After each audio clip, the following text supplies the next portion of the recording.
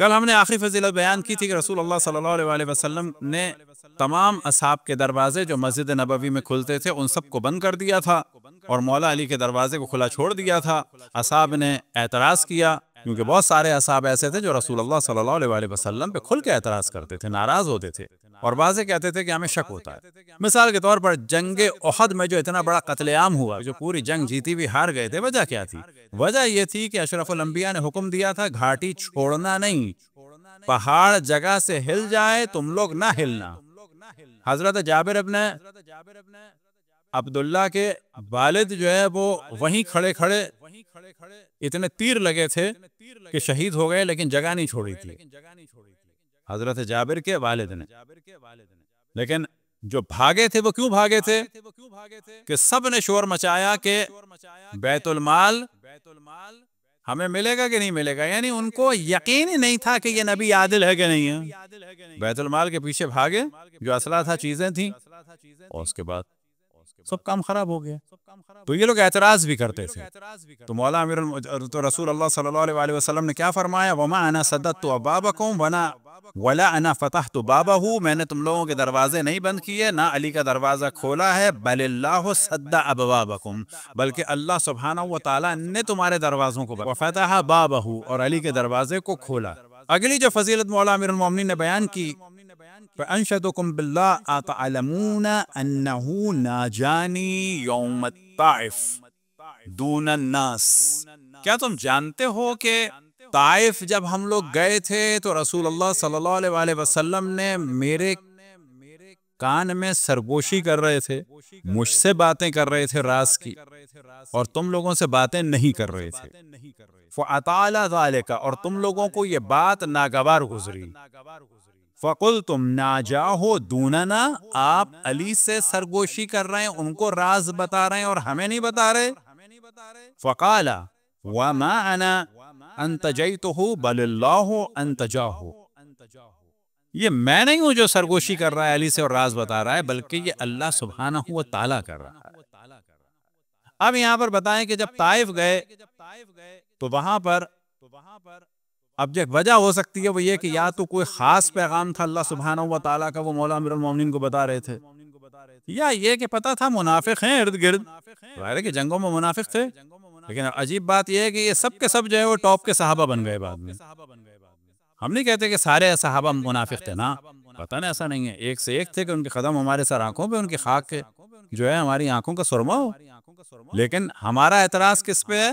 یاد رکھیں، کوئی کہے کہ آپ اصحاب کو نہیں مانتے، آپ کیا اصحاب کو مانتے ہیں؟ آیا تمام اہل سنت تمام اصحاب کو مانتے ہیں؟ وہ بھی نہیں مانتے۔ حضرت عامر بن واصلہ ابو طفیل کو کیا کہتے ہیں؟ یہ رافضی تھا، یہ شیعہ تھا، منحرف تھا۔ کیوں؟ کہ مختار کا پرچمدار تھا۔ اس کا مطلب ہے آپ بھی نہیں مانتے۔ ہم بھی سب کو نہیں مانتے، وہ بھی سب کو نہیں مانتے۔ ہمارا معیار ہے کہ جو اہل بیت کا تابع ہم اس کو مانتے ہیں، ان کا معیار یہ ہے کہ جو جتنا اہل بیت سے دور ہو اتنا پرفیکٹ۔ تو یہ اعتراض کرتے تھے، سب اختلاف کرتے تھے، منافق بھی تھے ان میں سے بات۔ تو اصل ہمارا دعویٰ کیا ہے کہ جب رسول اللہ صلی اللہ علیہ وسلم کی زندگی میں منافق ہیں، سورہ منافقون نازل ہو رہی ہے، آخر زمانے کی سورہ برات کی آیت نمبر ممن حولکم من الاعراب منافقون، اے مسلمانوں تمہارے ارد گرد جو مدینے کے یہ دیہاتی ہیں ان میں منافق ہیں۔ ومن اہل المدینہ مردوا علی النفاق، اہل مدینہ میں ایسے ہیں جو نفاق میں شدید ہیں۔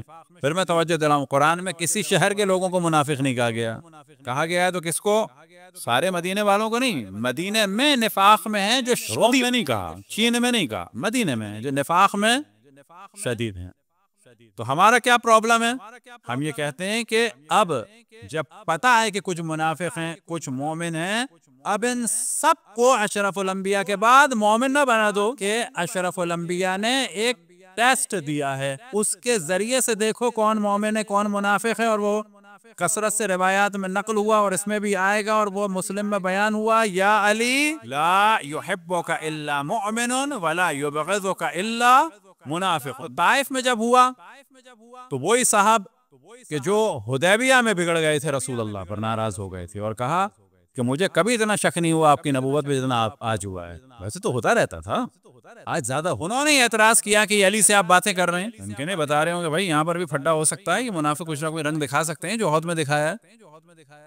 آج بھی دنیا میں ہوتا ہے جو فوج کا سربراہ ہوتا ہے وہ ساری بات حتیٰ اپنے سارے سپاہیوں کو نہیں بتاتا، ساری پلاننگ نہیں بتاتے، صرف یہ کہتے ہیں کہ تم ہمیں اوبے کرو، ڈیسیشن ہمارا ہوگا. ایسا نہیں ہے ساری چیزیں بتا دی جاتی ہیں کہ ہم یہ کریں گے اور یہ کریں گے اور یہ کریں گے. یہ کہیں بھی آج یہ سب ناراض ہوئے اور یہ ان لوگوں کی ناراضگی کا عالم تھا، خصوصاً ایک صاحب کا حدیبیہ میں. اور حتیٰ جب یہاں پر اشرف الانبیاء نے فرمایا تو ان صاحب نے کہا کہ یہ جو آپ کہہ رہے ہیں کہ اللہ نے سرگوشی کی ہے اور راز بتائے ہیں علی کو اور سرگوشی کی ہے علی کی، یہ کیا وہی والی بات ہے جو آپ کہہ رہے تھے کہ اللہ نے کہا ہے کہ ہم غلبہ پائیں گے اور غلبہ نہیں ملا تھا؟ یعنی اشرف الانبیاء پہ اعتراض کیا کھل کے. وہی آپ ہمیں معاذ اللہ وہ والی بات کہ آپ ہمیں دھوکہ دے رہے ہیں، وہی والا کیا؟ کیونکہ آپ نے کہا تھا کہ ہم کامیاب ہو جائیں گے. تو پھر اشرف الانبیاء نے فرمایا کہ میں نے ہاں کہا تھا، یہ نہیں کہا تھا اس سال، میں نے کہا تھا ہاں مکہ ہمارے ہاتھ میں ہوگا، ہم آزادی سے حج کریں گے، یہ تو نہیں کہا تھا کہ اس سال.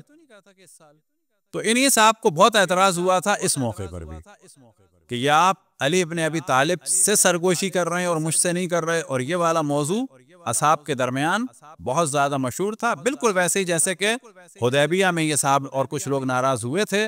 اور نتیجہ یہ ہوا تھا کہ حتیٰ جب آپ نے فرمایا، کیونکہ معاملہ ہو چکا تھا، صلح ہو چکی تھی، تو آپ نے فرمایا یہی جانور قربان کر دو اور سر تراش دو. تو سوائے چند کے لوگوں نے اپنے جانور بھی قربان نہیں کیے تھے، اشرف الانبیاء کی مخالفت کی تھی اور سر بھی نہیں تراشے. صلوات پڑھیں بر محمد وآل محمد. پھر آپ نے فرمایا فَأَنْشَدُكُمْ بِاللَّهِ أَتَعْلَمُونَ أَنَّ رسول اللہ صلی اللہ علیہ وآلہ وسلم قال الحق مع العلی والعلی مع الحق یزول الحق مع علی حیث زال. حق علی کے ساتھ ہے اور علی حق کے ساتھ ہیں، اور حق اس جانب گھومتا ہے کہ جس جانب علی ہوتا ہے. یا علی.